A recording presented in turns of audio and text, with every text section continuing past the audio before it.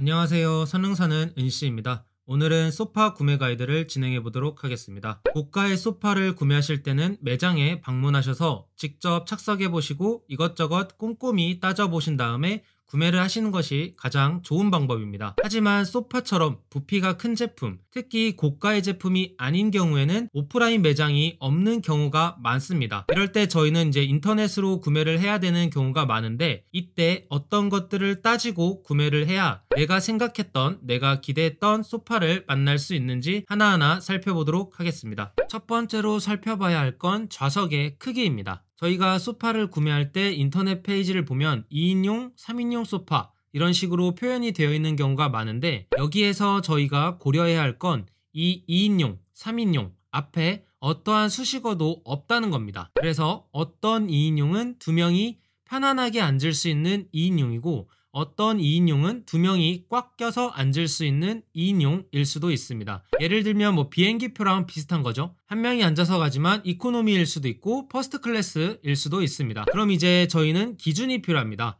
어느 정도의 크기가 되어야 한 명이 편하게 앉을 수 있는 좌석의 크기일까? 그리고 여기에서 중요한 건 좌석의 양옆 크기만 중요한 게 아니라 좌석의 깊이도 중요합니다. 제 생각에는 양옆의 길이는 최소 70cm 이상, 좌석의 깊이는 최소 55cm 이상이 되어야 한 명이 편하게 앉을 수 있는 사이즈라고 생각을 합니다. 소파를 구매하실 때 상세 페이지에 소파의 크기 정보가 없는 경우에는 보통 제가 위에서 말씀드린 기준을 만족하지 못하는 경우가 많기 때문에 그 제품은 스킵을 해주시고, 소파 크기 정보가 있을 때는 제가 말씀드린 크기 기준을 적용하셔서 이 소파가 정말 내가 생각하는 2인용이 맞는지 확인을 해보시면 좋을 것 같습니다. 두 번째로 말씀드릴 것은 리클라이너의 환상입니다. 이건 어떤 기준이라기보다는 최근에 소파를 구매하시는 분들 중에서 리클라이너 소파를 고려하시는 분들이 많으신 것 같아서 간단하게 얘기를 드리도록 하겠습니다. 저희가 리클라이너 소파를 구매하는 이유는 편해 보이기 때문입니다. 하지만 실제로 리클라이너 소파를 사용해보면 그렇지 못한 경우가 많고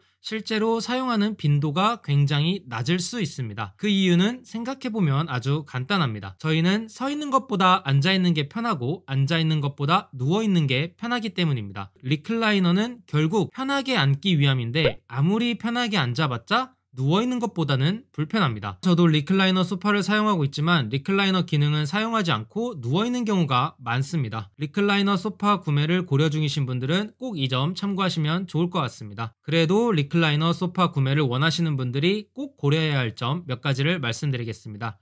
리클라이너 소파는 전기 모터를 통해서 작동하기 때문에 소파 근처에 콘센트가 있어야 합니다.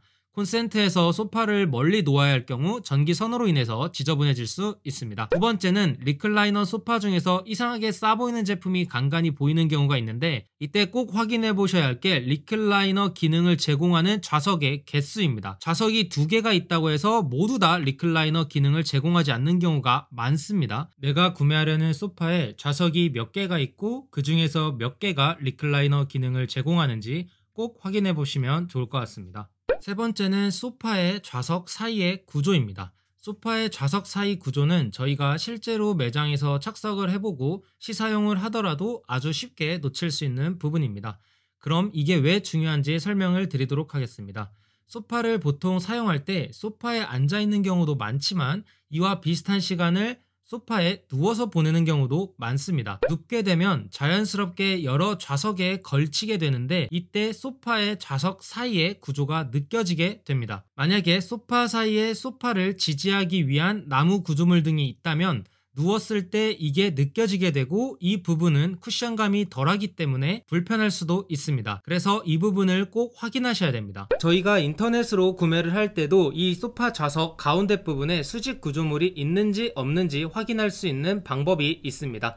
수직 구조물이 있는 경우에는 지금 사진에 보이시는 부분처럼 저희가 눈으로 봤을 때 저렇게 갈라진 경계선이 보이게 되고 저런 마감 형태를 띠게 됩니다. 소파의 좌석 양쪽 끝도 보시면은 양쪽 끝에는 당연히 수직 구조물이 있겠죠. 그 부분에도 이런 아까 제가 보여드린 것과 같은 마감 형태로 되어 있습니다. 이를 바탕으로 생각을 해보면은 소파를 구매할 때 좌석의 받침대 부분에 저런 절단면이 있을 것 같은 마감이 있는 그런 소파는 피해주시면 좋을 것 같습니다. 네 번째는 팔걸이 높이입니다. 소파의 좌석에 누웠을 때 다리를 쭉 펼 수 없는 경우, 소파 좌석의 총 길이가 키보다 작은 경우겠죠. 이때 팔걸이의 높이가 굉장히 중요합니다. 특히 소파에서 누워있는 일이 많을수록 중요합니다. 저희가 일반적으로 소파에 누울 때 이 팔걸이를 베개 삼아서 눕기 때문입니다. 이때 소파 팔걸이가 너무 높거나 너무 낮다면 목이 굉장히 불편할 수 있습니다.